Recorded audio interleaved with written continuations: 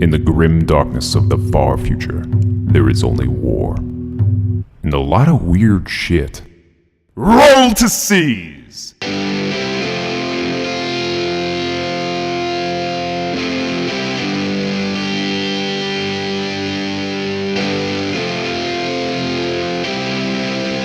Welcome to Roll to Seize. This is episode 44. I'm your host, Jay Jones, and I'm joined by my co-host and Warhammer enthusiast, Andrew Dickinger. That's me. Andrew, it is the end of another month of Warhammering, but not that much news. This month was a little quiet out in the old Materium. You know, we thought when we were at LVO and we were at the reveal and everything that there was going to be a double decks in February. Just like back-to-back-to-back releases. I mean, we were just in a month where there were 3 Codex releases and a major tournament, and we just didn't even have time to talk about all of it, and now we're coming off of a month where no. I think they're weaning us off of it. Yeah. I think they're like, don't expect this to be a constant. Look, we got a little addicted to the news. Yeah, and I was dumping that right into my veins every day. And Give right, me those hot articles. Yeah, I mean, rightfully so. Age of Sigmar is getting some attention, which is good. Which is kudos, and also some really sweet releases. Oh my god, that fucking Snake Lady model. That is Snake just Lady like, looks so good. wow. It's just wow. It's almost like it feels like pre-Fulgrim. You know what I mean? It's definitely female Fulgrim. Yeah, I know. So I mean, I was looking at that model and I was like, I feel like when they eventually release a Fulgrim, because they're gonna release it'll be him, like that. it's gonna look kind of like that. I assume so. Oh yeah, Lower snake body with some big old. I mean, look, if you're a demon Primarch, you got to be rocking those wings. Wings. Those big old demon wings. Wings at all times. Yeah. If you're regular Primarch, you can't have wings except for the one that was rightfully killed that had wings. That's true. Well, also, I believe G-Man, he's got little golden wings on his little backpack. They're vestigial. But do they fly? They're vestigial. Here's the thing. I haven't seen any video. I believe they might, in fact, flap. He's just like too good for flying. He's like, I don't need that flying shit. I don't need that flying stuff. But so, we built these beautiful, He was glorious wings. He was like, my brother Sanguinus flied. Look where that got him. Whoa. Whoa! Real dark. Too soon. Jesus, Bobby, what the fuck, man? Yeah, I mean, he just keeps it real. Bobby keeps it real. He keeps it real. It was like, that was the reason why it went down. It wasn't that traitorous son of a bitch. Yeah, and I mean, like, he was poisoned by Fulgrim, so he might have some natural hate towards both snake bodies and wings. Clearly. But we know Fulgrim's going to be rocking it all. He's like, you know what? I'm not just getting the wings. I'm getting a snake bottom. And you know, so if I'm on the ground, I'm moving real fast. But if I'm in the air, got them wings. Yeah. And obviously he's going to have some kick-ass sword or something, but he Something will like not that. have nipple horns. I mean, He won't? No nipple horns. Well, then he doesn't know the true power of the warp without nipple horns. I mean, all of Magnus's psychic powers are definitely cast from the nipples. They are. It just I mean, look, if anybody has looked at some art or some pictures, that's all Zench messing with your perception. He's in fact firing those from his nipples. And I'm pretty sure Mortarion is just a suit piloted by bees? Maybe bees and hundreds of little nurglings. Like, there's no actual person so inside he's dead. that. There's just puppet. He's just being puppeted from the inside. Yeah, basically. Yeah. Take that, Death Guard fans. Like, you know, Mr. Oogie Boogie from, A Nightmare Before Christmas? But it's just nurglings It's inside just of him? nurglings and bees. Just working all the little levers. It's like Weekend at Bernie's, but Weekend at Mortarions. Yeah. It's like, well, what, Papa Nurgle? Yeah, of course. I'm gonna go out there and kill them all, and it just see his arms like waving in the air. Papa Nurgle's like, why are you doing that with your arms? I mean, I'm enjoying it. Why it's very are you hilarious. over accentuating everything that you say by waving your arms wildly? I mean, Papa Nurgle obviously enjoys it. It humors him, but he's also concerned about his little baby. So I just gotta go now, and I'm imagining like a puppet just being dragged out of the room. Papa Nurgle's like, he's probably fine. But yeah, I mean, news-wise, I expect that we're going to hear something Drukhari soon. Yeah, because I feel like Daughters of Cain, which is the name of the new release for Age of Sigmar, it feels like very like, hey guys. Dark Eldery? Very Dark Eldery. You're saying their witches are very similar to the Dark Eldar witches? Maybe. Maybe indeed. They seem to be very Dark Elvies-ish. That's a word. That's because they were formerly and they're all about Dark Elf. pain and blood and murder. Except that I think they are straight Slaanesh worshippers, so... Well, here's the thing. They're not Slaanesh worshippers. They were, I believe, imprisoned by or tortured by Slaanesh. They really hate Slaanesh. Well, the main chick, though, the snake chick, I hear she's knee-deep in Slaaneshish. Well, used to be. That's why she can change like that, I believe. Well, I did a little bit of old... I know we live in a library, Well, but I pulled out an old tome or two. It does tease that maybe she's not totally weaned off of that Slanesh binging. She likes to open that drawer every now and then. Drink deeply from that. Get a little bit of that Slaanesh binge. Yeah, Hey, I mean, maybe. Look, she's rocking the snake body. I mean, I hear it's like real skating that razor's edge on the whole order front, but What if you got that kit of the giant snake body, but there's also just a Fulgrim head in there? And they're like, look, we're trying to save money. It's also Fulgrim. Just stick the head on there. I mean, they haven't released the kit yet, right? So that's no true. one's actually seen it. We don't know. I'm saying about 99% chance there's a Fulgrim head in there. But yeah, I expect that soon after Drukhari, maybe actually it'll just be Drukhari month for March, and then like at the very end and very beginning of April, we'll see probably Necrons. Yeah. And then... Because I feel like if you're going to look at the kind of the trend, right, Necrons are definitely a splash of cold water after a month of Dark Eldar. I can't imagine a more opposite race of just going cold turkey. And quite literally cold turkey, metallic cold of Necrons. Yeah, and then I expect Tau will be sometime after that, and then after that we're just waiting on orcs. I think orcs, well, and space wolves, and yeah, as we all know, plastic sisters of battle. You heard it here first. Definitely not painfully first. Last. Definitely not first. Yeah, I think they will. Right? They gotta. I think if did we talk about this at all? They've gotta do it at this point. They have really. They've really stuck that knife in and twisted it. Here's a long coming prediction of my own. Ooh. That he's getting out. Is that a crystal ball? That other people share. Okay. They share. I found this. Oh, there's a second crystal ball. I totally know how to use it. Who did you steal those crystal balls from?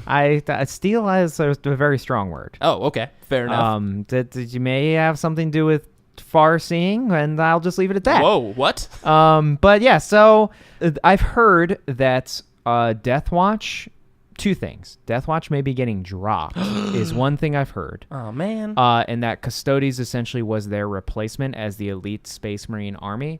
I've also heard that Deathwatch isn't getting their own book, and Sisters, Assassins, Deathwatch, and Inquisitors are all getting rolled into an Agents of the Imperium book. Ooh, that would be interesting. And people were like, well, why wasn't Grey Knights put in that? Because Grey Knights is very much a Space Marine chapter that also happens to work for the Inquisition, whereas Deathwatch has none of its own chapter. It's drawn from different chapters, but they are essentially, I see Deathwatch more as... Instead of it's a standing army like Grey Knights, I see them more as assassins, Imperial assassins. I get what you mean, because I think especially in the index form, Deathwatch have a hard time being in everything for an army, being able to offer everything an army might need, but being an arm of a larger codex, that could definitely serve them really well. So I'd be interested to see that for sure. Well, the other reason that I've heard that rumor and why it may hold some merit is because especially with the March change, which we'll be getting to shortly with our predictions, the March FAQ, I've heard that if they do implement the multi-faction requirement for soup, then putting them into a singular book essentially covers their base problem. It's interesting. Because if they do the multi-requirement faction, how do you ever field assassins? Because they don't have an HQ, which means they can't go in a detachment. Yeah, and I guess with the larger prediction that's been made by a lot of people is that all of the codexes of existing armies will be released by the time of the end of GW's current fiscal year. Yes. Which makes a lot of sense from a business standpoint. And that is, I believe, the beginning of June is the end of their fiscal year. Or Correct. I believe May is the end of it. Either way, that's kind of the... It's June, I think. June is the beginning of their next one, so I believe May is the last month. So what that means is they have a very short window, March, April, May, to release a lot of codexes, especially if all of those are in separate codexes. Like Assassins gets a codex, Inquisitors get a codex, Sisters of Battle get a codex. Like, that's a lot of little mini codexes to squeeze in for the end of year. Yeah, and honestly, if they do an Agents of the Imperium and it has Inquisition, specifically Inquisitors and Henchmen, Assassins, Sororitas, and Deathwatch, that leaves a really cool option for what to do, like what kind of army you want to make. In that regard. There's a lot of flavor in all of those different pieces. I mean, obviously people make whole armies out of one of them, but I mean, I guess not one of them. I don't think anybody's running around with just assassins, although I guess some people have done it. Well, people, I think, had the idea to do it until they implemented the character change and characters not being able to screen characters. And then it's like, well, maybe I can't have this many Calixtus assassins running around. Yeah, at least it would make the army interesting, and it would give where they specifically have holes. It's and people are like, oh, well, why don't they just flesh out their army and make them more full? And I'm like, it's just not going to happen. There's just too many armies for them to basically have new model releases for everyone. For everyone, yeah. But it's just not going to happen. And it's not going to happen right now. Now, I think 8th edition Phase 2, and I don't know if we've ever talked about this, but I think Phase 1 we've seen from the Great Workshop is they're releasing all of the codexes as Phase 1. Give everybody a codex. Get everybody a codex, get them playing, which I think is awesome, the best way to approach it. And then frickin' get that plastic crack going and start releasing every now and then either a new campaign book for a faction or a couple factions at once, and then start releasing a couple things like they did with Gathering Storm. Like, here's a couple sweet new models for you. And there's one thing that they were loose about that we'll definitely mention as a possibility down the road, because they said this. We mentioned this, I think, in our LVO episode, but the Tau, the book that's coming out for Tau is going to be strictly Tau focused. It's going to be primarily Tau. They did address that at LVO when we were asking them questions. It may have Kroot in it. It may have the Vespin in it. They probably won't be addressed that much, so don't expect them to be super playable, probably. It's going to be mainly Tau. Well, except for the Krootox Primarch, which will be in the book, right? Of course. Yeah. Of course. But you'll see mainly changes to suits, making suits good, and Tau infantry good again, and it'll be mainly Tau focused. And what we're talking about with Phase 2 is down the road, suddenly you roll out a Allies of Tau Buddies book, of Tau? and then you can get Now, when you real say creative. Allies of Tau, do you mean the forced subjects of Tau that have been Oh, listen, we don't talk folded about, we into don't- the greater good Listen, by gunpoint? it's for the greater good. Oh, for the greater good. Jay. Oh, you're right. Never mind. But yes. Their tears mean patriotism. Minding the questionable nature of their inception Of into their quote-unquote allies. as their inauguration into the empire. We may see stuff like that, which would be really rad. So Yeah, it would be. But yeah, I guess we should move on to our predictions for March. We can, but also last thing I'd like to talk about that was revealed that I almost completely forgot about, which I think everybody freaked out for about a minute, and then I haven't heard much about it since, was the reveal of this kind of came out with a release for Necromunda, the little squat that got revealed, that there's going to be a squat added to, I believe it's Necromunda, as to like a character you can take for one of the gangs or something. But people are predicting that this is kind of their way of being like, look, shoehorning it. It's our fun joke forever that squats are never coming back, but maybe they're coming back? They might, yes. They might get a gang or faction in Necromunda, full 40k dwarves. But does that gang mean or they will faction. get a small mini faction? They're not Warhammer gonna, 40k. They're not gonna get a codex. Are you sure? I mean, you might as well say Zotes are coming back if squats are coming back, but I mean, who knows? I mean, they do say that eventually all of the classic games are getting brought We're gonna back. be opening up Agents of the Imperium, and it's gonna be like squats. Yeah. I mean, obviously the big secondary game that Jay and I are waiting for is Battlefleet Gothic. Ooh boy. And I think we talked about this last time we after did. post LVO that there's rumors that it's coming. Yeah. And hopefully it's coming soon. Very Anyways, exciting. though, But let's talk about predictions for the Big March FAQ. FAQ change. It's there could be a lot of exciting changes out there. There's going to be some nerfs, probably. The big to one's a- coming. To a couple space Keeblers out there. Yeah, I don't think we need to talk about Eldar because Yeah, I don't think so. We talked about them a lot last time. It's coming, folks. Yeah. The Shining Spears. The big three on the docket are Inari, Shining Spears, and Dark Reapers. And who knows if they'll all get one and to what degree. or but, just changes, alterations. Who knows? But probably going to happen. Yeah. For those three. But either way, I mean, I think, and look, I play Eldar, and I'm always excited about a more balanced game. Yep. And honestly, as a player of an army like Eldar, which, look, they've never received any hate from the Warhammer community Sure, ever in sure. any edition, We're let the alone, first fan. let alone the last Jim one, Fan. or this one currently. Yeah.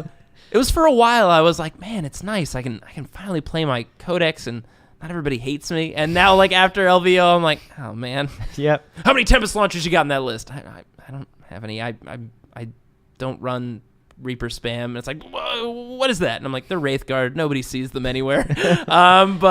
But yeah, I'm looking forward to them just balancing, being balanced so that I can feel fine about playing that army. And it's not that anybody, I think the community is incredible. I don't think anybody I play with is literally making me feel bad about playing an army, but there's always that sentiment out there that you never want to be playing a game and people roll in their eyes when they're looking at your list. Yeah, I mean, I've never encountered that more to where it made me stop an army entirely and sell 90% of it off than I did with Tau. Yeah, in 7th edition. Just bringing them to the table and just people being like, oh, Tau, great. Yeah, and I think it's that's come on, and dude. there's 50% ownership there. We don't need to get into this too much, but it's look, 50% of that is yes. It's great that GW is stepping up and balancing the rules for things that are wildly out of balance. But there's also 50% of that on the community where it's come on, everybody. As long as the person's not being terrible, they want to play with an army because they probably really like that army. Yeah. And just for the record, I was playing Tau when they were severe underdogs. I was playing Tau when you were Imperium Dappers. Back in the day. But yeah, so I'll just say 3 rumors that I've heard with the faction I play, and then you can mention any rumors that you've heard. So I have heard that there are going to actually be there's the potential of 3 changes to Tyranids, which is kind of interesting. Very interesting. One that I heard that has the most validity, actually, that the people have been talking about the most, is that their special characters are actually getting universally point reductions. Whoa. That Swarmlord may be going down in cost, but more significantly, the Red Terror, Death Leaper, and Old One-Eye are all getting drops. Definitely hope the Red Terror and Death Leaper go down in points, because I think they just need a little bit of a boost. There's a reason you literally never see them those characters, other than when I bring them to LVO. Now, I think Old One-Eye should be 200 more points, right? Would that be okay? No. Nope. No, I think he should drop to where he was and just be stupidly broken. Old One-Eye is a monster you might not see in games, and you're lucky because he's terrifying. He is a destroyer, especially since he's a 9-wound character now. It just makes he's him... he's the character for Carnifexes, if you don't know. Yes, he's awesome. Oh, my word. But yeah, I've heard that he might be getting a slight reduction. I actually prefer that they don't drop the points of Death Leaper and just make him good. Just make him what his fluff reflects him interesting to as. see what this FAQ will do, because I'm wondering if it will be closer to what Chapter Approved did, because I think a lot of people expected Chapter Approved to kind of come out and actually change data slates and update certain things like that, and it was more of a points adjustment and a couple broad rule adjustments, which is not bad. I think it was just we didn't really know what to expect of what it would be. Because this is kind of just a big level FAQ, I'm wondering if it'll probably be closer to something that's more just points adjustments, and maybe I'm pretty certain we all think they're going to adopt the new smite rule, which is adding the -1 for each additional smite, as well as the character rule, both which I think are great. The second change that I wanted to talk about that I heard is in relevance to the smite rule is I've heard that everyone that has the Brotherhood of Psyker rule is not going to have the reduced smite, which would mean that covers the problem with horrors, with Grey Knights, but it also makes things like Zoanthropes way more scary. Yeah. So, but that would be interesting if it affects individual psychers, so then you don't essentially spam, once again, things like Malefic Lords and stuff like that, and have tons of cheap individual psychers. The one that I've seen a lot right now is Primaris psychers in Imperial Guard. So that would make them still have that reduction, but it would make the unit versions of those things not be essentially it wouldn't pointless. punish Grey Knights, basically, and similar builds like that, which is tough, man, because Grey Knights, they're dominating the meta right now, and I think they really need to be nerfed. You know what? I'm going to get on my soapbox right now. Fuck you, Grey Knights. It's so hard to not run that army with just 3 Grey Knight or Grandmasters and Dread Knights. I know. It's such a requirement. I love the idea of that army. Yeah, it's just they're hurting. Now let's be clear here. They have a codex. They're a powerful army, but they are very much 5th edition Tau, which is they're unforgiving. If you make mistakes with that army, you pay for it tenfold comparatively to things like Eldar right now, or some Nid lists, or some Chaos where you have a lot of overlap. Yeah, we'll see if maybe this FAQ does help Grey Knights in particular. I hope it does.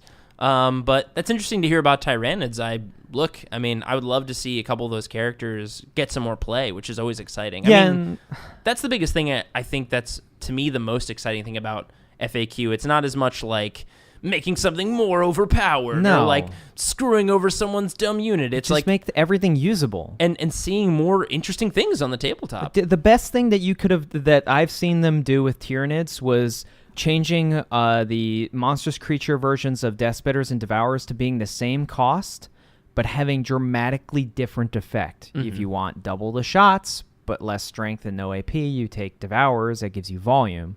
Whereas if you take Deathspitters, you get increased range, you get better strength, you get -1 AP. And their people are starting to realize now, like, it's not as clear a choice anymore. That -1 is really strong. And as much as all of those tough choices are infuriating to people like you, Andrew. Oh my God, the decision paralysis is real. It makes it way more fun and way more dynamic list, because as many times as you will go one way, you'll run into people who go the completely other way, which is awesome. Yeah, and if it gives the possibility of running those special characters that I love and just being like, they're actually good, then I'll be like, man, I gotta find a way to fit these fuckers into a list, I guess. I guess for me, if I had to, this is more of like a wishful thinking. It's not that I hear that it's going to happen, but I'm not saying like Eldar need buffs, but like if you could just make Prince Uriel like a playable character, I would love to see him on the tabletop. Not that I would use him, but I'd love to see him in like in a Yandin list, because he's such a famous character in the fluff.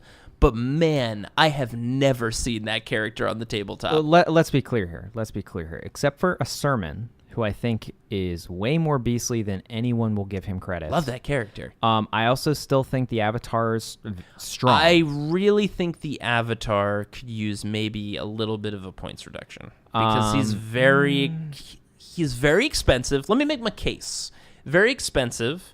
He can't take, and we got excited when we were looking at the Codex for a little bit, and then soon realized, thanks to the FAQ, he can't really take any of the cool artifacts that we thought he could, like that shard, which would have been rad. But he can't really take any cool artifacts. He can't be quickened, so you can't speed him up. You know, there's some stuff that I just think a little bit of a points reduction would go a long way for the Avatar of Cain. This is where Jay and I essentially don't see eye to eye with which that is fine. character. Is that because I see him in relevance to Old One Eye. Whereas Old One Eye one of the reasons Old One Eye works is because I play a list with a lot of monsters that are combat based, and it makes it hard to get to him. Right. Whereas there aren't a lot of beefy combat units in Eldar, and so you have to be very selective with where you send the Avatar, because otherwise he will just die. He's still very tough, and if you take him Biltan, you can resurrect him and shit. But you actually don't even need to take Biltan to do that. You can just resurrect him. But again, remember, it's only in close combat. Yeah, so like I think he's effective. He could maybe suffer a slight change, but I think the main culprit is the rest of the Eldar special characters are kind of just not great. I mean, Illig Night Spear is great, but yeah, the rest of the Phoenix Lords aren't incredible. Some people take Morgan Ra to buff Reapers, but really just taking Autark, they're better and they're cheaper.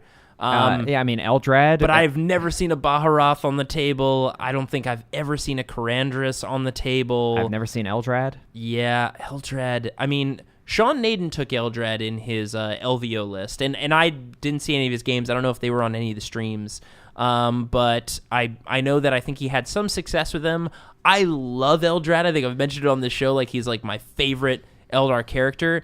It's just you're forced to take Ulthwé. Formally tied to Ulthwé, even though it is very fluffy, it's tough because I just think there are some more strengths in other craft worlds. I think you could make a great Ulthwé list. It's just, I guess, maybe not how I like to build an army, so it doesn't necessarily match with my style of play. Yeah, and that may just be a flavor. It's just a personal flavor for me. But man, I call Prince Uriel, man, because I don't think in any person's flavor or preference, like, I just don't think he adds any real quality to Yandin or really to any list. Yeah, I mean, like, he literally has a special item that hurts him. Yeah. His special artifact is actually detrimental to him. He has to reroll 6s for saves. That's ridiculous. Yeah, so like, that he's not great. Yeah, we've seen Morgan Ross splintered occasionally. We've seen a Sermon splintered occasionally, but like, no Jane Zars, no Baharoths, No Fugans. Or Karandra. No Karandras. I think Fugan could work. He's actually kind of got like his own version of Feel No Pain, and he's got a dope ass axe. His Feel No Pain only activates when he takes damage, and why wouldn't you just kill him? When you stack him up against like 100-point Farseer with 2 psychic powers, 2 denies, access to smite, and like really good powers, like it's tough. It's tough to pick those characters. Also, because of his point cost, you could just take a unit of fire dragons. Yeah. Just saying. Yeah. So, yeah. But anyway, so that's Eldar and Tyranids. I don't know. I haven't really heard too many other predictions really about different armies. Some Space Marine adjustments, I've heard. I would love to see Space Marines get a bit of a boost. I've heard that Primaris specifically are still getting yet another adjustment. Okay. So they'll be not just Raptors. I think we all agree that Fire Raptors need another points reduction. No. Maybe another 50 points down. Please no. I don't need to see Fire Raptor spam again. But I do hope that whatever they do for Space Marines, like I would really like to see more of those armies on the tabletop. They are the classic Warhammer faction, and I think they could use just a little bit of a boost. I don't think they're very far behind. I just think like a little slight nudge would get them into those top consistently in those top tables. Not saying that they don't get there now, but just more consistently up there. The last thing that I've heard is there are some adjustments to Chaos coming, to CSM specifically. Really? Yeah, I've heard that there will be adjustments to the Alpha Legion combo with regards to cultists and getting full units back. The Super Cultist Bomb? That you can infiltrate and then just spend 2 CP and, hey, look, it was 1 model remaining, but they're back up to 40. Whoa. That's kind of ridiculous. So I've heard that may be getting a change. Then I've heard, like, the one change I've heard with that is that it doesn't replenish the unit. It adds 10 back to the unit, and it's only 1 CP. Oh, that's interesting. So it's not, like, crazy where you get down to 2 guys, which happened to me in a game, and then he just 2 CPs makes them immune to morale, and then guess what? With 2 more CP, it's back up to 40, which is just absurd. They just find them around. They're just hanging out there. You know, like, hey man, you wanna get in on this? And they're like, yeah, of course. I'm insane. I've also heard there are some slight adjustments to Nurgle Marines. Oh, really? I've heard that regular Nurgle Marines are going down in points cost. I would love to see more Nurgle Marines on the tabletop. I've heard that Terminators as a whole are going down in cost. Wow. That would be nice because, man, I think it's because really I think the solution for Terminators is not necessarily points. I think it lies in the data slate.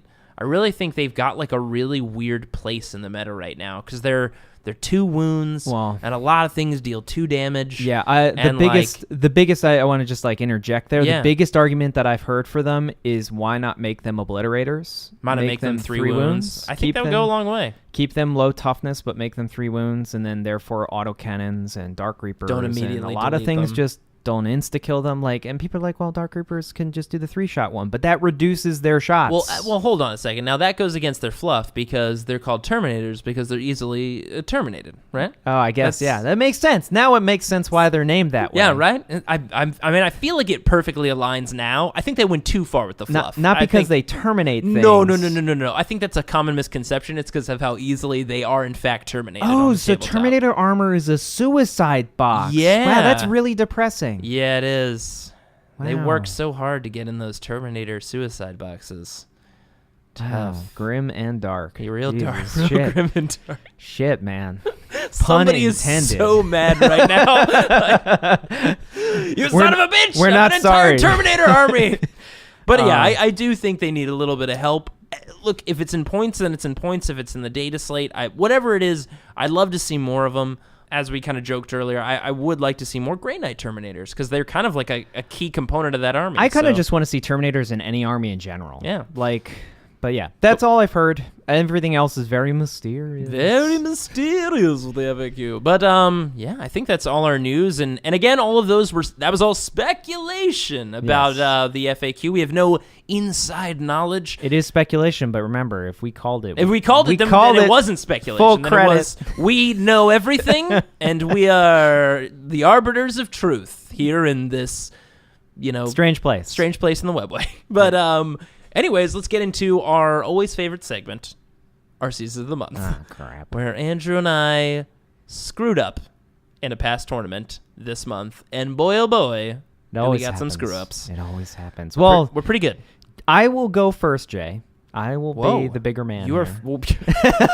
You know what? I thought you were doing something noble there until you threw me under No, the because bigger man bus. I'm going to continue to throw you under by saying, well, Jay won the last tournament. You so son of a bitch. That was a secret that I was going to take to my grave. that is, keep in mind, ladies and gentlemen, that is 2 in a row. It's real weird. It's real weird. Yeah, there's been a couple people out there that are like, "Don't worry, Jay. Eventually, you'll get some pendulum sort of will swing. You'll get some sort of score." And so far, the pendulum has swung in some crazy direction, and I've got a couple wins, some first placers. That's real weird for me. So I placed 5th. Hey. My loss was entirely my fault, and we'll get into that in a minute. Our losses are always entirely our fault. How much longer can I delay this? Okay, all right, let's get into it.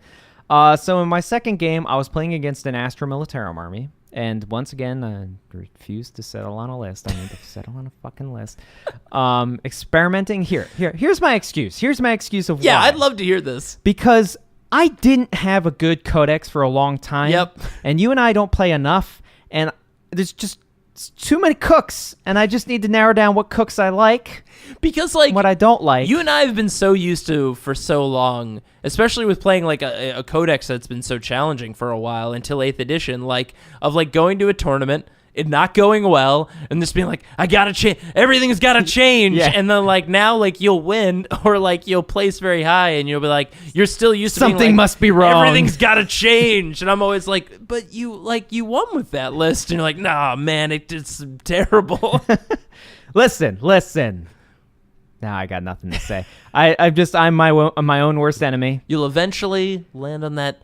Everybody's got that specialist out there for somebody. You know, there's a lot of lists in the sea, and you'll find your list. Whatever, man. Anyways, so I was running some nid variability. I will always run the key elements, which to me at this point are Swarmlord. He is a fucking monster. He's great. He's pretty good. I am finally on that wagon. Like, man, he is just a champ. And if You've got the T-shirt. You've got everything. If he gets a point reduction, man, You've got the then- number 1 finger, but it's a claw, tyrannic claw. No, it's a bone sword. Oh, it's a bone saber. Is that what that is? Because that's what he has. Oh, that's an actual bone saber. Do they hand those out to all of his fans? I may or may not have stolen it from Gene Stiller Cult. That is going to come back on both of us, and I'm really mad that you did that. Well, I mean, sometimes you got to be a fanboy. Hold on, I think some books moved in the background. Could they No. ambush from the books in this library? You know, they weren't real clear on the whole shadows thing.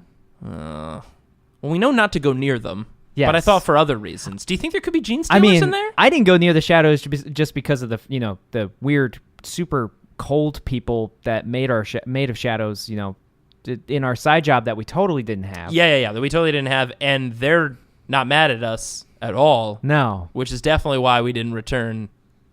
We should move on. Moving on. But yeah, so Swarmlord, Old One Eye.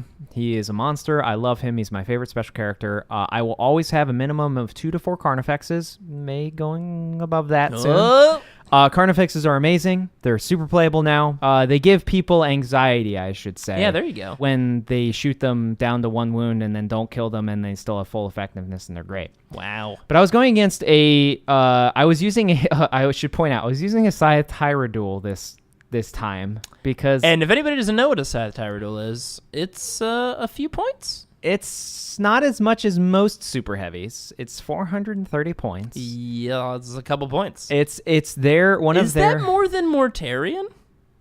I don't know how much does Mortarion I think cost. it's around 400 something, just like Magnus. He's definitely not as tough as Mortarion, as I found out very quickly.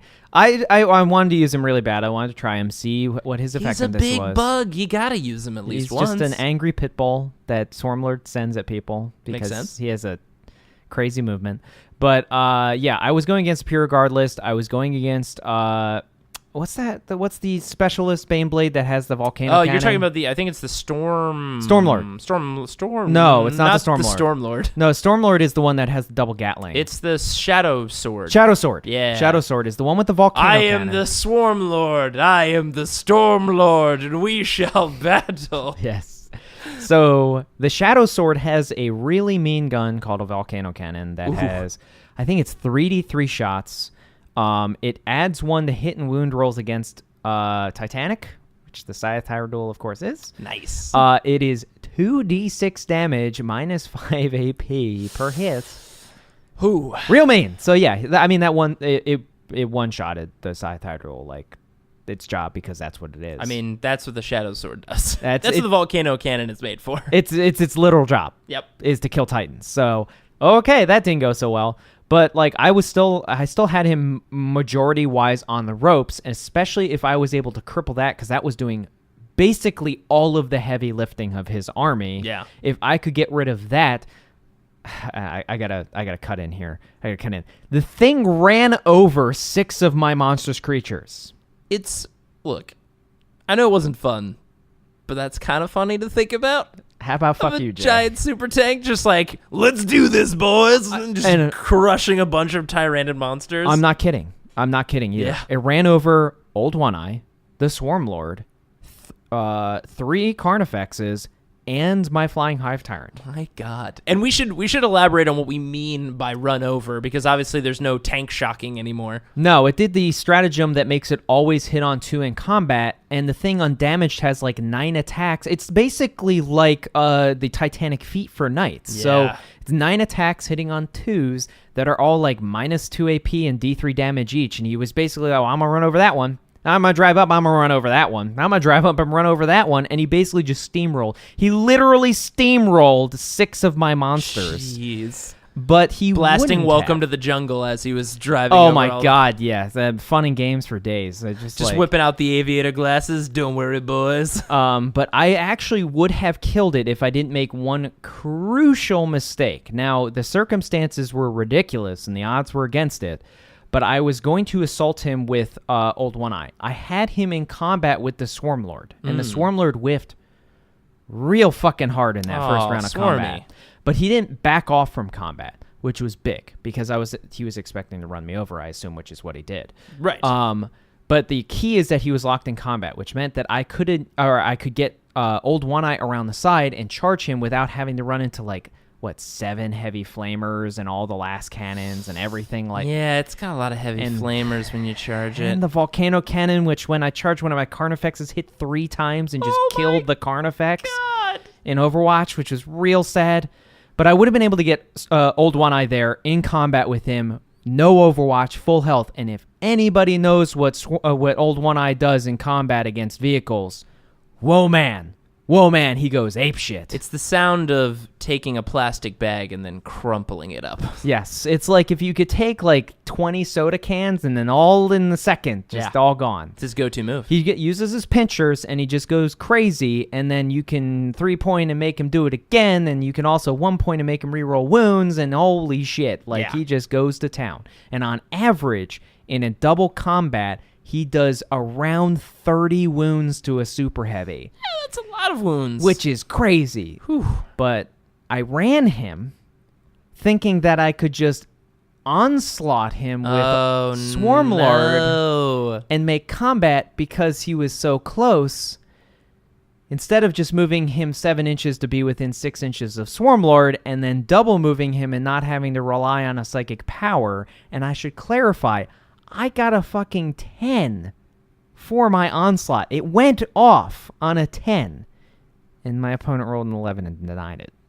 Wow. And then he was just stuck there in the center. And then in that combat, Swarmlord, of course, didn't kill it. Baneblade then runs Swarmlord over. Then in his turn, charges into Old One-Eye and runs Old One-Eye over, which pretty much crushed my heart and soul at that point. I mean, I was just done. Both of your top 2 special characters just getting murdered by a tank. Just gone.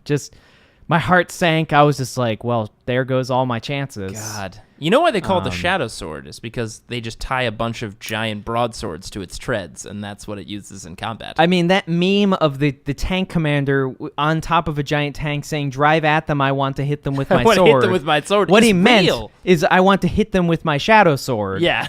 And it happened, and it was not... You don't see behind that picture, there's a giant tank flying through the air over top of him, about to hit the... Can I have a cannon that just fires Shadow Swords? I want that. That's the most terrifying weapon in the game. But yeah, that was my C's. It was real soul crushing, but My it was God. a good learning experience. There you go. Watch out. Shadowswords apparently just as good in close combat as they are at shooting you. When they choose to be. All right, Jay. Well, it's your turn. Well, my C's this month. There was no C's. I rocked. No. Listen, just because I managed to pay off a demon to get to warp reality to get me to win this tournament doesn't mean I didn't screw up most of the time. So, one of my big C's from this tournament was I was playing against a demon list with mostly Thousand Suns, which Thousand Suns Codex had just come out maybe a week before it. Yes. And this person came with Tzaangors and Ahriman and Mutaliths, those new Mutalith Vortex beasts. Yes. The things that like buff up the Tzaangors, which are really... I thought that model was a lot smaller than it turned out being. Oh, Mutalith Vortex Beast is huge. He's like the size of a Defiler. It's crazy. It's really big. I was like, what the hell is that? He was like, it's a Mutalith Vortex Beast. I was like, wow, that's I thought it was like crazy. a little like beast. And they're also like T7, Strength 7. They can have 12 attacks because they can do one of those, kind of like the feat thing where you and they do have 3 attacks for every one. 12 wounds, I think, or 14 wounds. 14 wounds, I think. Yeah, Yeah. they're like surprisingly, they're not. They're beefy. They're pretty good, and they buff stuff, and they can buff. I thought it was just like Tzaangors or things in Thousand Suns, but they can buff Defilers, I believe. Like I think it's just It's Mark of Zench. no, it's not Mark of Zench. I believe it's just like Hereticus, like Dark Hereticus. Oh, Yeah. interesting. I didn't know that. It's a really interesting unit. It's crazy. But anyways. So what happened to you? Yeah. Totally good thing. Yeah, totally good things. So, I thought this story would also be very cathartic for people because it ended with Dark Reapers getting murdered. So, I thought everybody would enjoy that. But essentially what happened is he was sending up his demons, all these things were running at me. I had my army, which is, again, I'm still kind of refining and kind of fine-tuning this list. Final tweaks, which is kind of the same list I brought to LVO, but I tweaked a few things. I took out the fire dragons, and I'm actually trying out now. This might sound crazy, but I'm trying out Wraithguard. Someone might have suggested them. The Shadows here in the library? Yeah, I know. I hear a lot of weird things from them every now and then, but sometimes they're right.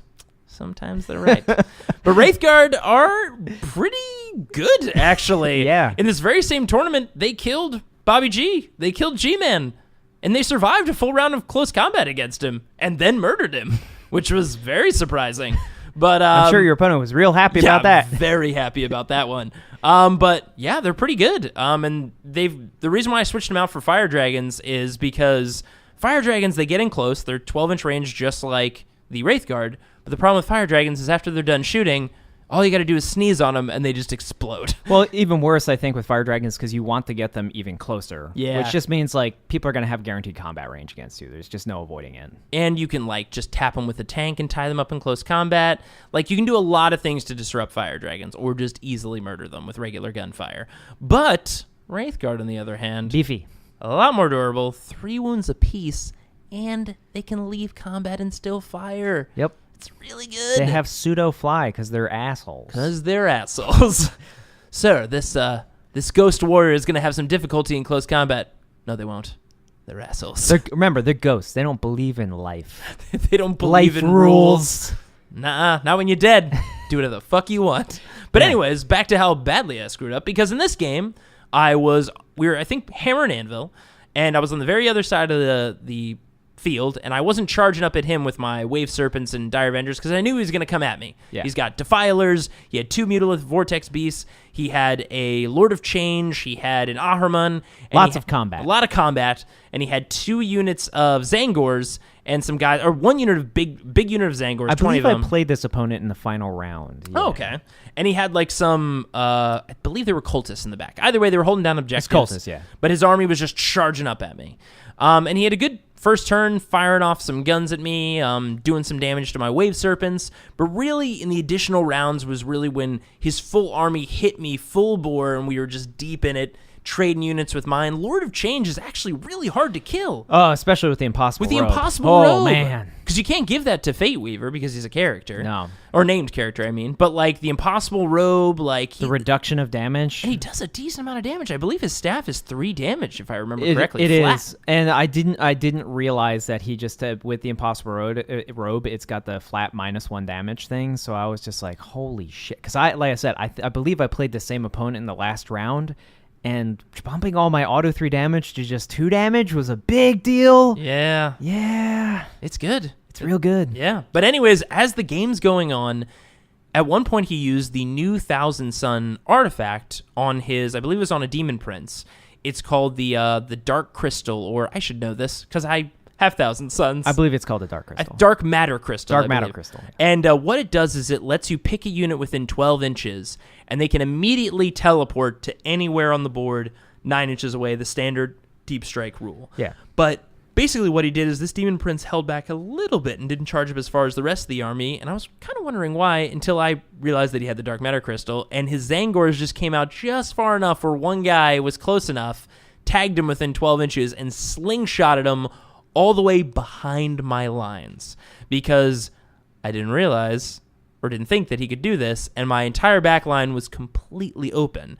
Now, that isn't where the Siege comes in. Where the Siege comes in is I completely underestimated how durable 20 frickin' Tzaangors are because they've got a 5-up invul save, and I forgot about that. And I had my 4-up invul save. No, 5-up invul save. Oh. If they had 4-up invul save, I forgot. goodness. Yes, 5-up invul save, yes. But still. And T4. And T4. That's the thing. I thought they were T3. I was- T4. These crazy goat men people. But basically slingshotted behind my lines, and he spanned them out to basically where they were all spanning like a bunch of different Dire Avengers, my Dark Reapers in the far left-hand corner, as well as some characters on the far right. So if he made a good charge, he could tie literally half of my army up, which was a great move. Yeah. And then what happened was he got a little unlucky, and he didn't make his 9-inch charge. Now, I thought I could kill them with a couple Dire Avenger units. I was incorrect in this assumption because they're T4 and not T3, and they've got a 5-up invul. So even if I roll 6s, guess what? They get that 5-up invul every single time. So I just pumped a bunch of shuriken shots into them, and I killed maybe almost half because I put a lot of shots, but I instead focused on everything else in front of me. And sure enough, I really only killed about half, maybe less than half of the unit. And next turn, ran right up to my Dark Reapers, charged them, and killed a bunch of them, which took a lot of the teeth out of my army. Because in my army list, I don't spam Dark Reapers. I just have one unit of them. Yeah. Just to strategically take out like some tanks and also to deal with certain infantry. They're not like some of the lists you've seen out there. It's just one. So really hitting my one unit of Dark Reapers really took the teeth out of what was punishing and doing a lot of damage to his Defilers and Mutilith Vortex Beasts because they've got that high toughness. Yep. So I lost my strength 8 shots, 3 damage. Takes a lot of teeth out. As his Tzaangors were just eating through these guys. So my Siege of the Month is overcommit to killing something if it's going to really take out a big key piece of your army. Even if it feels like you're dedicating a little bit more. And it's not even that. If I had just chosen my order of fire better, if I had fired at the Tzaangors first, because then I could have committed a couple more units to shooting at them if I had known I wasn't going to do that much damage. But instead, my order of fire, they went last. And I was like, oh, I thought I was going to do a little bit better than that. And man, that hurt me in a big way. So that was my Siege of the Month, and those were our Sieges. Learn from us, because we make all of the mistakes. Occasionally, real stupid. Oh, boy. But anyways, guys, that takes us into our main segment and into the Brown Library.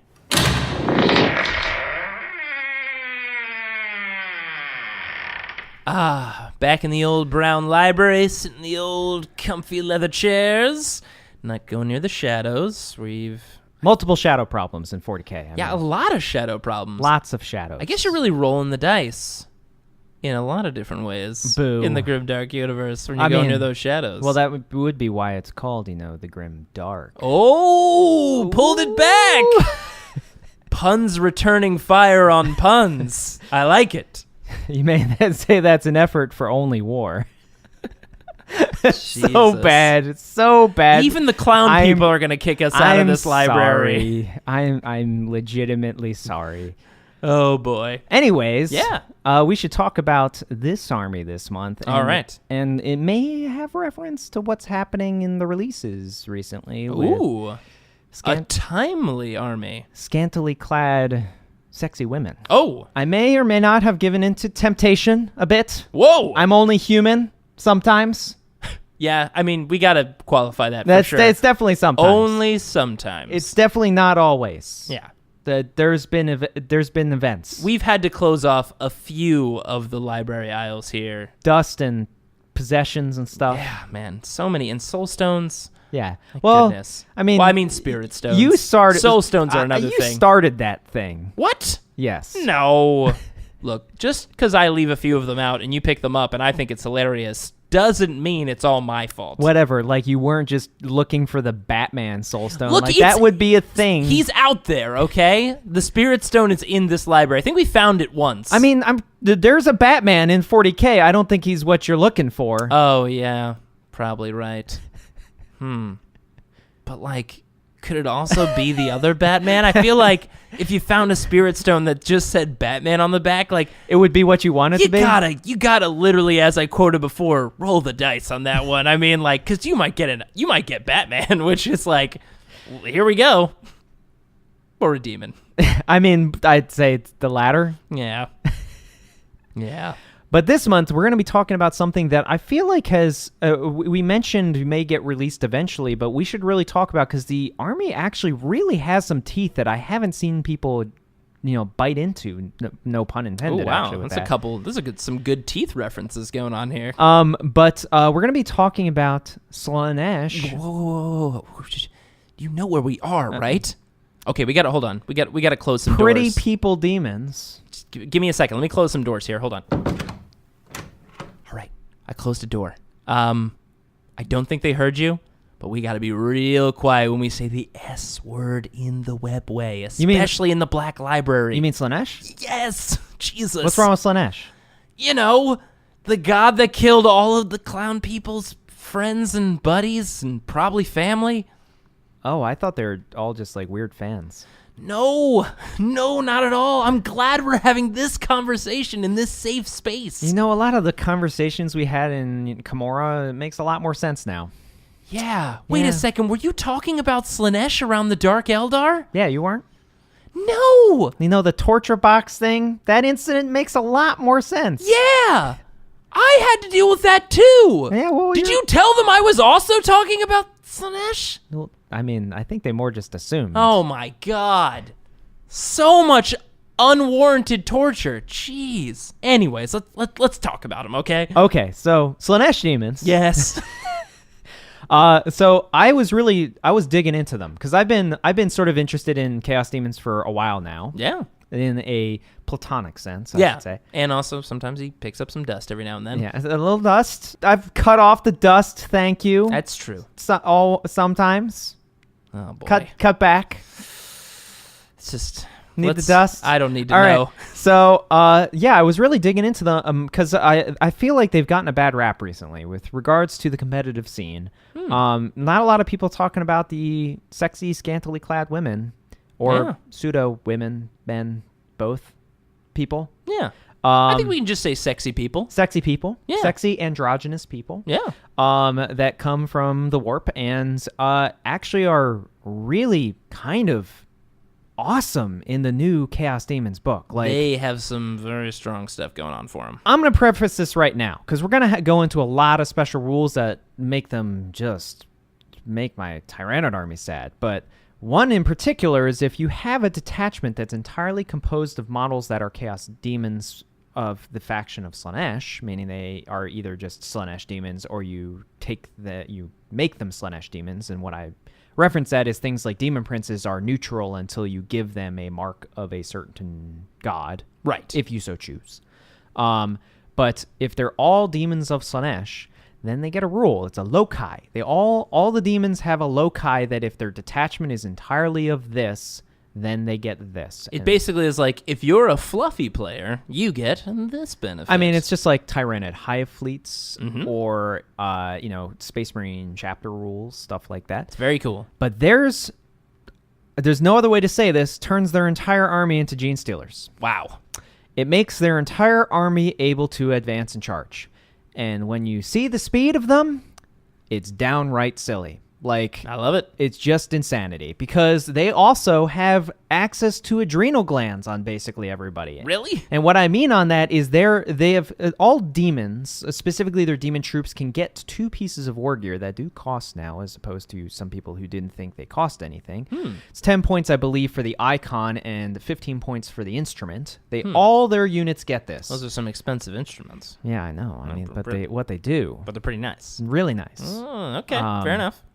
The icon makes it so that if you roll a morale test for them and you roll a 1, instead of losing models, they gain D6 back. Which is nice. Which is and incredibly annoying. super annoying. If you're playing demons. Yeah. We've all been in that situation. Especially if you go against, well, it's like a way, because normally the horrors don't get more horrors in the morale phase if they lose them to the morale phase, but if they roll a 1, then they do. Do horrors also get an instrument like that? All- or an icon? So all the demon troops, except for Nurglings, all the ones that can get icons and instruments, they all have access to them. Horrors, bloodletters, plague bearers, and Slaanesh, the daemonettes. They all have these 2 things. The demonic icon, as we pointed out, if you roll a 1 on a morale test, you pass the morale test even if you would normally auto-fail, and instead of losing models, you gain D6 back. Tricky demons. Which, like we said, if you're playing demons, is lots of fun, because the only time that you can actually get rid of horrors and not have them split is in the morale phase, except if they roll a 1, then they still get guys back, which is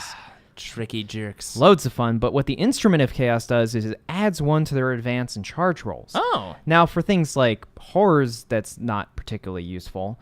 Can be if it in an emergency, but for things like daemonettes, which can advance and charge, and suddenly, daemonettes move a daunting 7 inches. Pretty good. 1 less than a gene stealer. Then they advance and charge, and they get +1 to that advance and +1 to that charge, and can advance and charge.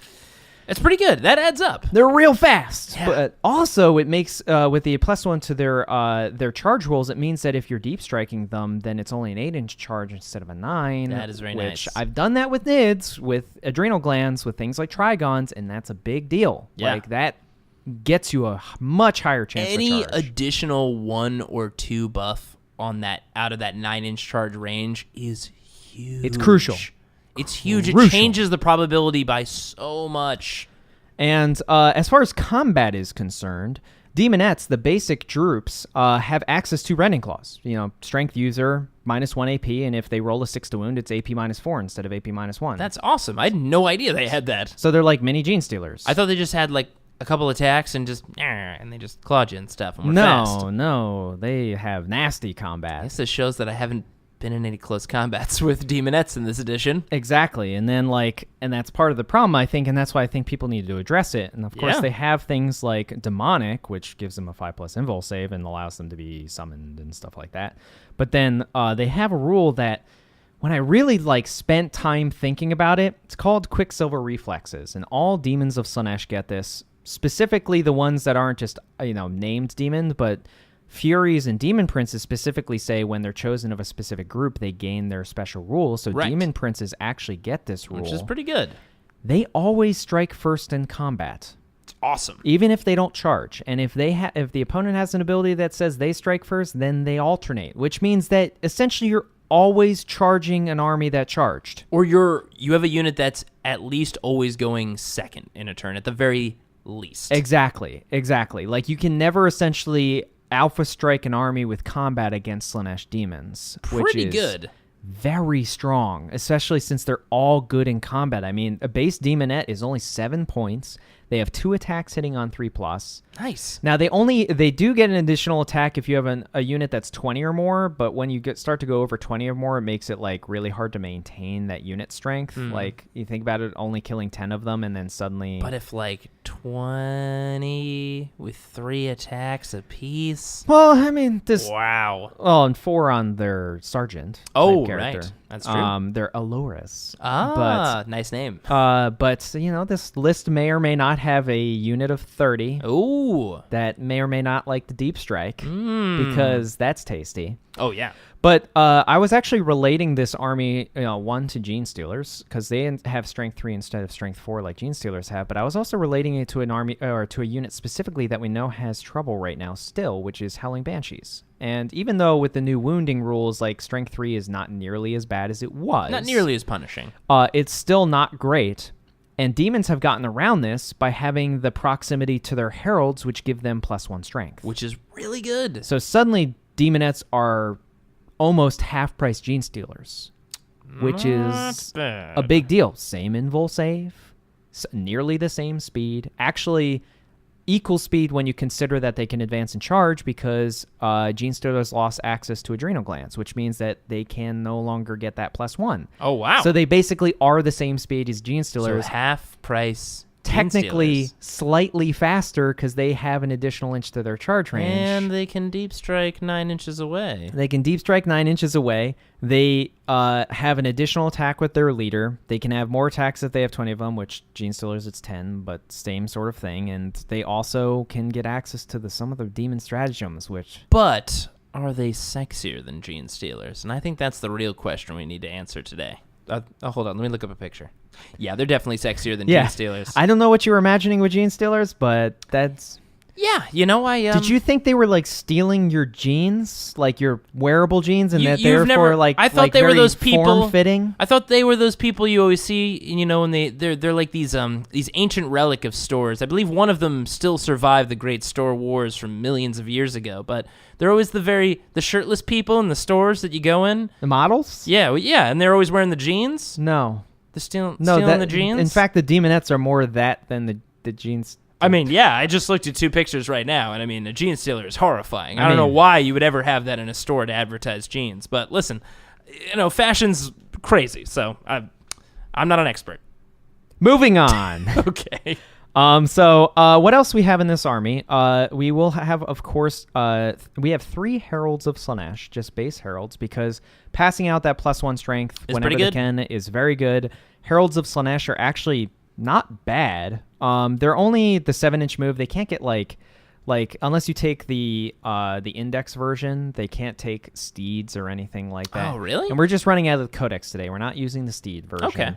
But I guess with how things work, you could take a steed because it was a war gear option in the index. Yeah, it's a different points cost and stuff like that because Right. it was like that's like a different unit that's in the index. I'm not saying it's illegal to take them. I'm just saying for this list we will not be taking them. Got it. Although I have left the points available, extra points available if you want to take those. Throw units. some steeds on there. Throw some steeds. Oh, yeah. Go steedish. Yeah, get steedy up in here. Get some steediness.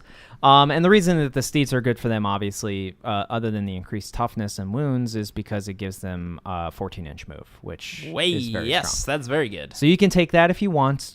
I was going just book for this one. Yeah. So what they do, though, is they have, the +1 to strength for units that are within 6 inches.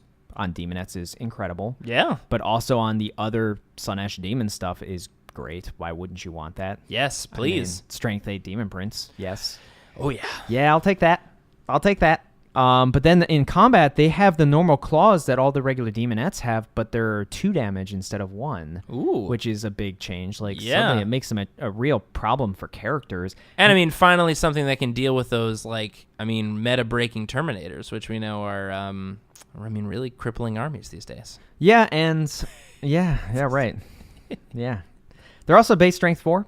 Big deal. That is really good. And they're surprising, kind of. Yeah, and they're a psyker. And we'll get to Slaanesh powers because they're kind of silly.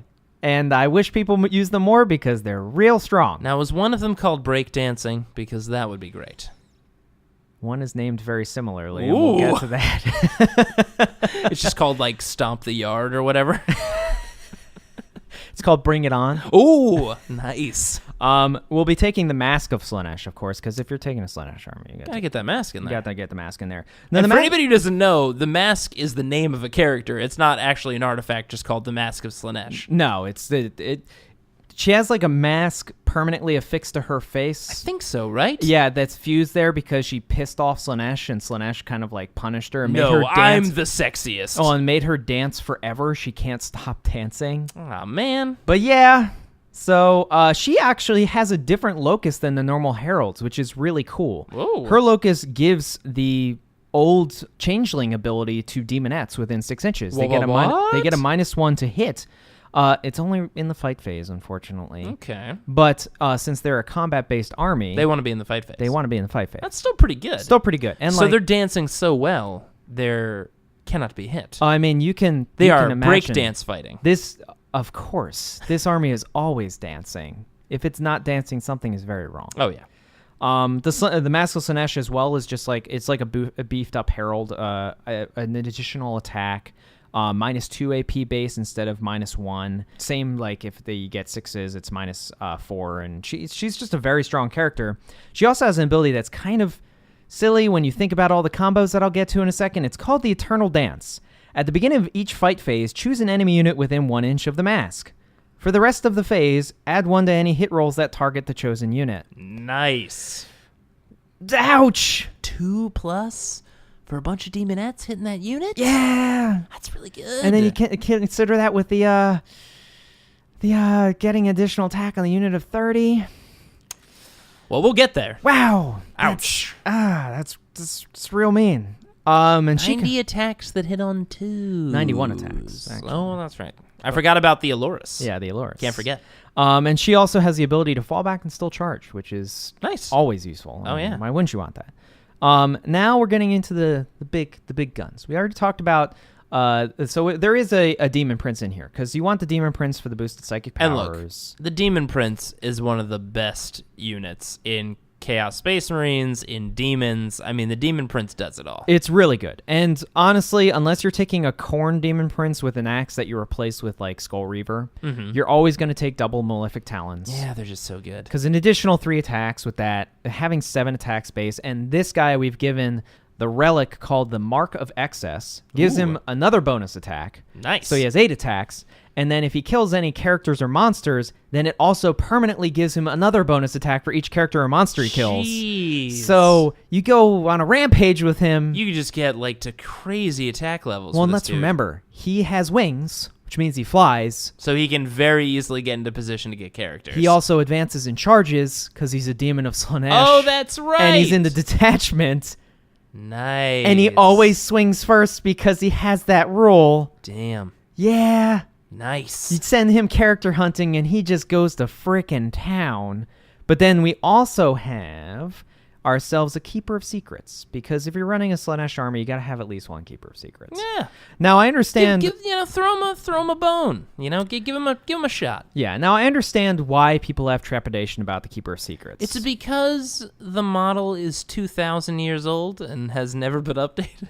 Well, there's a Forge World sexy one. Oh. That most people use. Oh, well, that probably makes sense. Yes, the current model is dated. We hope with the Slaanesh release that they get a great, awesome new model that's plastic. And Which we should talk about. Like, there's almost They're a gonna very high chance that there's going to be a Slaanesh release this year. Yeah, why wouldn't they give them a new Keeper of Secrets model? Because new Lord of Change, new Great Unclean one that just happened, which is awesome, and new Bloodthirsters. Yeah, there's going to be a new Keeper of Secrets. Keeper of Secrets. Probably why in the Chaos Demons book they all had very general names for everything. Like everything else got a cool like the like Zench guys like the Flux Caster and like you know Nurgle had like a billion new characters like Spoilix, Slimex, and or something. Rodigus and the weird Bile Piper. Yeah, guy. Sloppity Bile Piper and Yeah. all those fun names. And then like when they get to Slaanesh, it's like Herald of Slaanesh. Yeah. The Mask, Keeper of Secrets, and it's just like that's it. Yeah, so we'll expect a new Keeper of Secrets model, but I think that Now, what do we think? Sexy caster, breakdance caster, both, beatbox caster. all 3, Ooh, that's a very long name. all of the above. Nice. It's a choose your own adventure for their name. That's right. I like it. But I think the main reason that people shy away from it is 2 things. One, it's the only one that doesn't have wings but needs it. Like, Great Unclean one doesn't need wings because it's so tough and has disgustingly resilient and doesn't need it. Whereas the other, ones have wings, even though the The Lords of Change don't need them as much for combat. They're actually good in combat, so the wings really helps to bypass things and get around and leave and stuff like that. The Keeper of Secrets also only has the 5+ invul save. Yeah. Which you can buff up, but it's not great. Yeah, you could probably spend your buffing invul save points elsewhere. Now, I have gotten a way around this, and it's what the demon stratagems essentially allow them to do. If you know the opponent has a lot of shooting, and you know they're going to see the Keeper of Secrets and be like, that needs to die. Well, I mean, like everybody knows, if you see Keeper of Secrets in an army, that's priority numero uno. Yeah, right. You gotta kill that. Gotta kill that monster, because he's the most overpowered. How long can I run this game? Yeah. I was like, you're still going. You're still going with it. Oh, man. You do have the option to deep strike it. So if you That's know true. if you know your opponent has a lot of shooting, and specifically that could target something like that, just deep strike it. 2 CP, just throw it in the warp. Is he power 9? He's above 9 or Okay. 9 or above. So he is power 12, so you will have to 2 CP it. Oh, too bad. And as well, the 30 bomb of daemonettes is also going to be 2 CP. They'll have to be 2 CP. But like the option is at least there if you think you're going to go second and you're going against a gunline army. You can be like, well, I'm just going to toss him off the board. And Into then, the wall. And then I put him 9 inches away as opposed to having to run across the board, even though it's 12-inch move and advance and charge and is very strong. At the same time, the opponent can just back up and then you're just like, shit. Yeah. I'm still running at you. Something's wrong. Instead, you put them 9 inches away, and then you give them choice or die, which is the best way to essentially force people into holes in 8th edition 40k is choice or die. I'm going to put all of these things here. You have to choose carefully because the others are going to cause you problems. And maybe kill you. And honestly, I think the attention's going to be off the Keeper of Secrets if a 30 bomb of daemonettes comes in and charges. Yeah. So. Yeah. Yeah. But I don't know. Keeper of Secrets or that 30 unit of daemonettes. Which will I shoot at? And the Keeper of Secrets, let's be clear, is destructive in combat. Really? I would be very afraid to throw Swarmlord or Old One Eye against this thing. Let's get into them stats. Okay, so it does have reducing stats like every other 10 wound or more monster. Mm-hmm. It's mainly affects its movement, its strength, and its attacks. So it's always going to hit the same regardless of what it uses. That's good. And the main reduction, its movement, not so much until it's basically on its last leg. Going from 12 to 9 when you can run and charge isn't that big a deal. No, it's not. But strength strength and attacks both start out as 6, then they go to 5, then they go to 4 as it gets wounded. So that does actually significantly affect it. Mainly the strength more than anything begins to really affect it. But this is why. And it's got 2 close combat weapons. It's got Snapping Claws and it's got the Wit Stealer's Sword. Now, Snapping Claws gives it, it's strength user, AP -2, auto 3 damage. Very good. Very good. Very good. You also get an additional D3 attacks with it regardless of whether you use it or not. Oh, cool. And they're essentially like the super Daemonette Claws, so it has the same rule on wound rolls of 6, it's AP -4 instead of 2. Because as we all know, nothing is sexier than a crab, right? Of course, crabs The are sexiest creature in all of the universe. Why do you think I like Old One Eye? Oh, now it all comes together. But where we really get into it here is the Wit Stealer's Sword. Now, this is I did not give this enough credit. It's a really, really mean weapon. It's +1 strength user, which is already great for it. It's -3 AP, great. Auto 3 damage, great. Wow. I use that all the time. That combo, very strong. But here's the thing. You subtract 1 from your hit rolls from a model that has suffered wounds from this weapon. Oh. Now, with the charging and the always going first thing, this is a real problem for things like Swarmlord that don't re-roll hits at all. So suddenly you're bumping him from a 2 to a 3. Now, here's the other thing. It has an ability called Mesmerizing Aura. Your opponent must subtract 1 from any hit rolls in the fight phase that target this model. Wow, so now you're getting -2 stacks on things. So suddenly, if you hit Swarmlord first with this thing and do any damage at all, now Swarmlord's hitting on 4s with no reroll. That severely reduces his damage output. That's really good. That's very, very strong. Stealing that wit, man. Yeah, which means that this thing is essentially a strong counter to any other combat unit in the game. And you have to get it there, but with the option of Deep Strike, it's not as bad. And then if it Deep Strikes and it does not die, a 12-inch move plus an advance and charge, it's getting wherever it wants to go. Now, you know what that thing would be useful against? The greatest close combat unit in the game, the Shadow Sword. Oh, right, yes. You know what? Shadow Sword would be the only thing that trumps this guy because he just always hits on twos. He doesn't care how good you dance. He's got Reaper combat. He still hits you. It's like, yeah, you can't dodge me. I'm hitting you with a building. And it's fucking Shadow Sword. The other advantage that this has, it's a greater demon, so it has the greater demon rule. All Slaanesh demons within 6 inches use its morale instead of their own. Great. It's it's leadership, instead of their own. It's leadership 10. Great. And it's also a 2-power psyker. Nice. It can only deny once, but there's a reason why it's only a 2-power psyker. Maybe it's worth taking a second look at that old Keeper of Secrets. Yeah, I mean, that's the idea here. Yeah. That is in fact why we're talking about it right now. You do understand what I'm trying to talk about here, right? I also didn't realize that the Keeper of Secrets is only 223 points. It's a lot cheaper than I thought it was. Yeah, it's not bad. Like, it's only 23 points more than Old One Eye. Now, it does have reducing stats, but like, it's pretty good for 223 And how points. many wounds? It's 12 wounds. It's not bad. 5 up. It's only 5 up invul, but you can also, do the warp surge on it, make it a 4 up invul if you really want to. There's always the option there, and that's the best save you're going to get in a Slaanesh army is going to be a 5+. But because of the warp surge ability, that always gives you the option to bump whatever you want to a 4 up, which is a big deal. As you encountered 5 up invuls with T4 a problem, how about 4 up invuls? Yeah, very fun. How many times can I click my I don't tongue know. in your direction? I mean, we've been going for hours, it seems. So the rest of the army. So basically what we have here, because I got into the little nitty-gritty of this, the Warlord is going to be your Demon Prince. Of course. For a lot of reasons. You can give him, it's not a named character, so you can give him cool stuff. Yeah, and specifically because he's also an under 10 wound character, which means you can't target him easily. And so there's a hilarious ability you can give him in addition to the relic that he has. There's a couple good options. It's really not a bad Warlord trait for them. You can give him an extra 3 inches movement with fly. 17-inch move. Okay, that's great. You can reroll hit and wound rolls and attacks when you target characters, which is already what he wants to do to buff up them attacks. That's great. Why not? You can give him an additional D3 attacks if he charges. Okay. Jeez. God. You can make it so on wound rolls of 6+, they suffer a mortal wound in addition to normal damage. Wow. Okay. This is pretty interesting. Just give him a flat bonus 1 attack, so then he has a flat bonus 2 with the relic and that. Or give him probably the worst one. Enemy models subtract 1 from their attacks characteristics while they're within 6 inches of your Warlord. It doesn't affect vehicles, which of course makes the Shadow Sword immune to it again. Freaking Shadow Sword. And it's funny to say that that's the worst one because it's still really good. Like, wow, those are all great. They're all great. And on a combat Demon Prince with the talons. Holy crap. Like, that's really mean.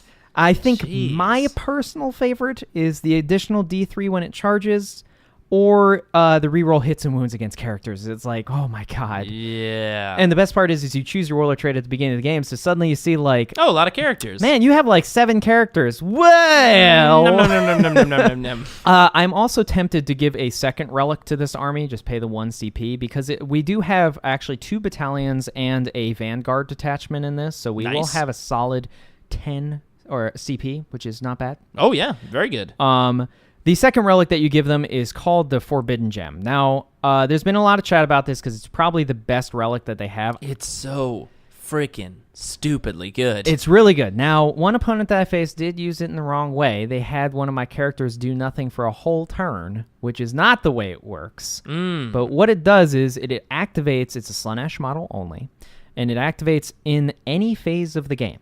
And you basically activate it at the beginning of any phase. And as long as there's a model within 12 inches of the character that has the gem, you roll 3d6. If the total exceeds their leadership, for that phase, they can't do jack shit. And neither can their abilities. Which, again, against things like Swarmlord and Old One Eye, you can just be like, it's the combat phase. I kind of just don't want him to swing. Yeah. Don't do it in the charge phase. Yeah, guess what? You're not fighting. Shit. I guess you could do it in the charge phase because then they couldn't charge. Yeah. I guess it would still work there. Yeah, well, just the other benefit of being able to deep strike, and I had a debate about somebody about this, is like it's a 12-inch range, which means that you're not really going to be using it when you deep strike, but you can deep strike them in and make a 12-inch barrier of like, you come into this. What if you did that to a Mortarion? Yeah. You deep strike 12 inches away from Mortarion, And then he just doesn't do anything. You can't fight. Oh, God. Yeah. That would suck. Yeah. Jeez. Because then you send something like the Keeper or something else against him, and then it's just like, well, you're not going to do anything. So I get 2 rounds of watching you not doing things. Wow. And or like drop behind G-Man or near G-Man, and then you go to and you wait for the shooting phase, and he goes to the shooting phase, and you turn him off, and then none of his reroll hits or wounds work for all of the shooting phase. Yeah. God, It basically... man. It's such a good artifact. It's and it's so fluffy, too. Yes.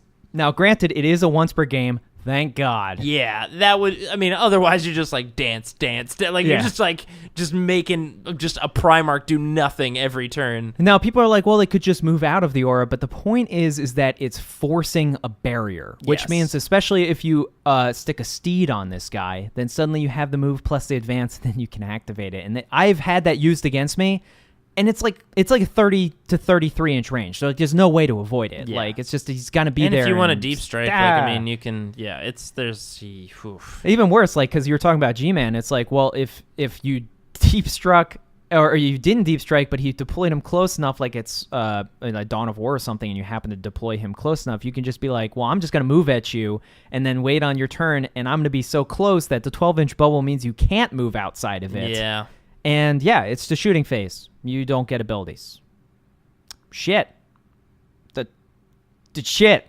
It's crazy. Very strong. So It's I think really good. I think that's always worth the extra CP, or you can say that the one on the Demon Prince is the extra CP, whatever you want. I'd like the additional attacks, especially if you make him a character hunter, then you make him reroll hits and wounds against characters, and then he gets additional attacks when he kills characters, and he's just lopping off heads, laughing. He's just loving life and killing characters. Having the happiest time. It's Man. just great.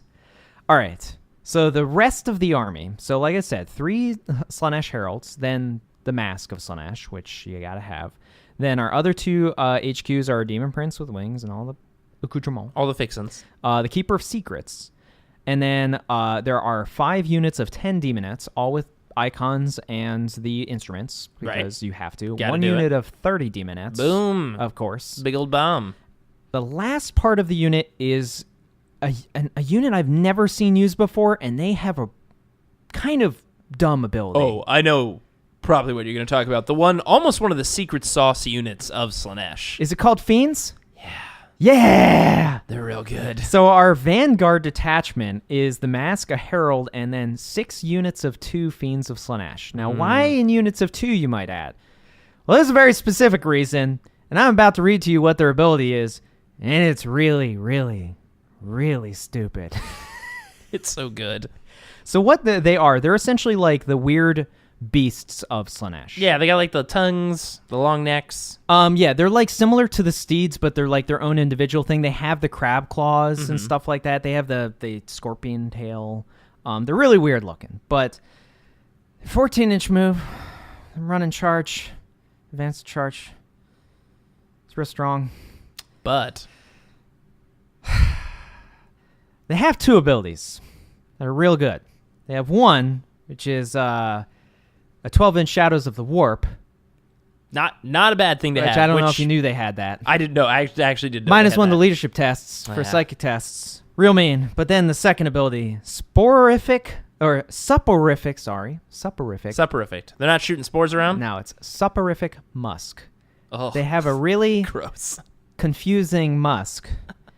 Units within 1 inch of any Fiends of Slaanesh cannot fall back unless they have fly. That's so good. So now you have your answer of why they're in units of 2. They're in units of 2 for 2 reasons. One, so they survive Overwatch regardless. Yep. Like, good luck getting rid of 3 wound T4 things with 5+ invul saves in an Overwatch. It's just not going to happen. Yeah. And then they catch a thing, And then it cannot get away. and then they can never leave, which means that there's no fallback and get back into shooting against weak Daemonettes, which means Daemonettes just take the sweet fucking time to get there. Yeah. And a lot of things Yeah. have stratagems that let them fall back and shoot, or orders that let them fall back and shoot, or chapter tactics that let them fall back and shoot. Let's see, Ultramarines, get back into the fight with Imperial Guard, Eldar's Eldar Stratagem, I believe it's called Feigned Retreat. Feigned Retreat with Eldar Stratagem. Nope, doesn't work on Nope. these bad boys. So it's like But we ended with we'll go down the line. So you go against Ultramarines, not the best in combat. Maybe the Sergeant is. They get caught in combat. Their shooting's done. Suddenly G-Man doesn't affect them anymore. You go against Imperial Guard. No more back into the fight, which means you catch their infantry units, and essentially you can't shoot their screen units. You tie up enough of them, they're just stuck there. And even worse, because if you tie them up, that means that you can Jerry link your fucking daemonettes to them, have only like 3 hit combat. You don't kill the unit, and then you can't even shoot their daemonettes. Nope. Oh, God. They're so good. So good. And that's why we have 6 units of 2. Jesus. Because you can just be like, the whole line is caught. Tag. And then, like, if you catch them in combat and they're not against a combat unit, then you're not killing them, which means when the kill units get there, then they move again and tie up the next wave. Yeah. They are amazing. And a 14-inch move with a run and charge. It's good. Wow. It's really good. That unit. Fiends, man. They're amazing. So, it sounds like a pretty fun list. Okay, well, we missed some stuff. Oh, what? Okay, so we didn't even go into the stratagems and the psychic powers. We got to end this. Holy moly, let's do this. The ball's still rolling. I know we're hitting like a long stride here, but the sexy ball rolls on. The daemonettes stride long. They do. There we go. So they have 3 specific, other than the normal demon stratagems, they have 3 specific ones to Slaanesh demons, and they're all good. Ooh. And they're all 1 CP, which just makes me laugh. You have Locus of Grace, which makes this is a little more complicated. You have to select a character, and then you select a Slaanesh demons unit within 6 inches of that character. Anytime that unit within 6 inches of the character gets a 6+ to wound, they get an additional attack. Oh. Which suddenly you'd say the character is there, and he's going to choose the unit of 30 daemonettes to just do a billion more attacks. Some more attacks. Now, I feel like that unit might be able to take down a Shadow Sword. That may be. May possibly. And then, there's another stratagem that gets added on to the 30 unit. It's called Rapturous Standard. You use this at the beginning of the game, 1 CP. Is this like giving them their special banner? Yes, this is the special banner. because demons have this cool thing where you can, like, at the beginning of a game, everybody knows basically the Bloodletter banner, which gives them that 3d6 charge. 3d6 charge! Yeah, it's a good banner. With rerollable because they're corn. But I don't know the Slaanesh one. So the Slaanesh one, other than the normal ability that the icons give them, on a morale test on a 1, they get their units back, it also gives them a once per game ability. And their once per game ability is they reroll all hits. Wow. For a face. Wow. On a unit of 30. Hitting on 2s if they're near the mask. Oh my god. Oh god. Oof. Oh god. That's so many attacks. So many hits. Holy shit. Yeah. And then the last one that they have is called Aura of Acquiescence. Use a stratagem at the start of any fight phase. Select a Slaanesh demon unit from your army. Enemy units within 3 inches of that... This is the best part. Enemy units within 3 inches of that unit. Yeah. Which means if you have the Slash Bomb, you can hit a whole line. A lot of guys. Reduce their attacks by 1 to a minimum of 1. So you can tie them up, and then they cannot kill you back. Yeah. That's really good. Oh, man. That's awesome. And they're all only 1 CP.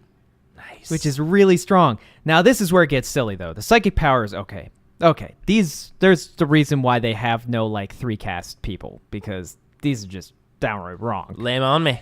Cacophonic Choir. So this is their essentially... Now say it 10 times fast. Please, no. Okay, fair enough. It's sort of like a boosted weird smite. It's warp charge of 6. Roll 2d6 and pick a unit. It's the closest enemy unit within 18 inches. They suffer a number of mortal wounds equal to the excess to their leadership. Oh, okay. And you add 2 to the result of the psychic test if it's more than 10. So essentially, if you rolled a 12 imperiled, then it's a 14, and if they're only leadership 7, that's 7 mortal wounds. So that's not bad. That's actually really great. Symphony of Pain. Select the nearest enemy unit within 18 inches. Warp Charge 6. If manifested, the nearest enemy unit within 18 inches of the Psyker is struck by unbearable pain. Your opponent must subtract 1 from all hit rolls from that unit until the start of your next psychic phase. You are cast with Kidney Stone. Well, I mean, you think about the hilariousness of something like a Keeper then goes after the Swarmlord and casts that on it, and it's -1. God, and then hits it, and it's -1. and then you're near it, so it's a -1. Wow. Yeah. Yikes. Yeah. You can't hit jack shit.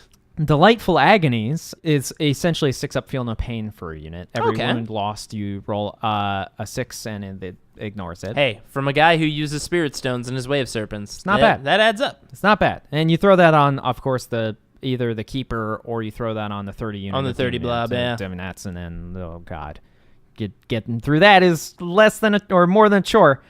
Pavane of Slaanesh. This is actually really good. This I actually saw used by somebody in the last tournament. Not on me, but in another game. This is essentially a counter horde ability. It's a warp charge of 6. This is the best part. Select an enemy unit within 18 inches and invisible to them. So it's not nearest enemy unit. Ooh, so it could be any. Any enemy unit. Roll a d6 for each model in the unit. On each roll of 6, they suffer a mortal wound. Yeah, so if you hit like a big blob of, let's say, 30 daemonettes or Yeah. something, you could just start exploding that unit. Throw that on what I saw, a 40-man unit of Poxwalkers, and he did like 14 mortal wounds to it, that's above averages, but like it can happen, and that's really strong. That's really good. And then the last ability, Phantasmagoria. Great name. Great name, not great ability, unfortunately. This is the only like pseudo dud psychic power. 6 to cast. If manifested, enemy units subtract 1 from their leadership within 12 inches. Whoop de fucking do. Oh well. Not great. But still, The a rest lot of of them, fun. A lot of fun psychic powers. The rest of them, though, like, I mean, you have to, the Keeper can cast 2 a turn. You have to put at least the -1 to hit on him, because then he gets into combat with a big and thing. nothing can hit him. And it's a -3. He's making Bloodthirsters hit on 5+. I mean, god damn. Which is just crazy. God and Bloodthirsters do not damn. like that very much. No. Wow. Yeah. That's pretty fun. Yeah, so that is the army, and honestly, I think this army would give me immense problems. It's really good. I would love to see more Slaanesh demon armies out there, and like clearly they've got enough fun, crazy, dynamic rules to really give somebody a run for their money. And honestly, nobody knows about them. No. 'Cause you don't see them that much. People aren't willing to give them a try. At least in our meta, we don't see them Yeah. that much. Who knows? There might be like somewhere where like all you see is Slaanesh demons, but like fiends are so good.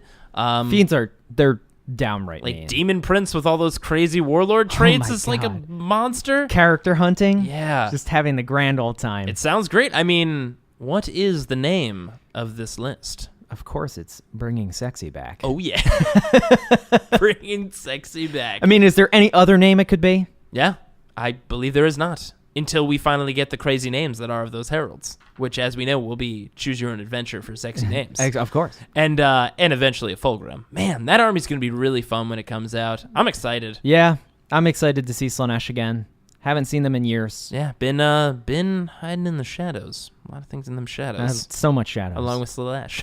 Very dark. Oh, God. Well, guys, that was episode 44 of Roll to Seize.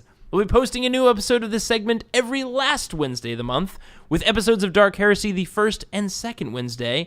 And I know it's we mentioned it, I believe, in our last episode, but we're thinking about trying out a new format for our 4th episode of Roll to Seize every month, which will kind of replace, supplement what was originally taken up by 40K Arena. Yes.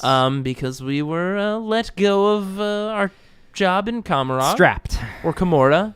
Maybe it's because I was saying their name incorrectly for so long, but we're looking to try out a few things, and some of you guys have sent in some great ideas. Yes, we're taking all of your suggestions into consideration. So, we're looking at talking a little bit more about lore, looking at more about news, doing a couple different things, but either way, we'll have something for you guys very soon.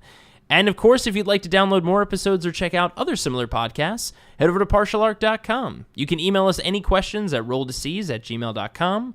Of course, you can always follow us on Twitter and Instagram for tournament and model picks when I remember to post them. At partialarc. Thanks for listening, and see you next month! Yeah!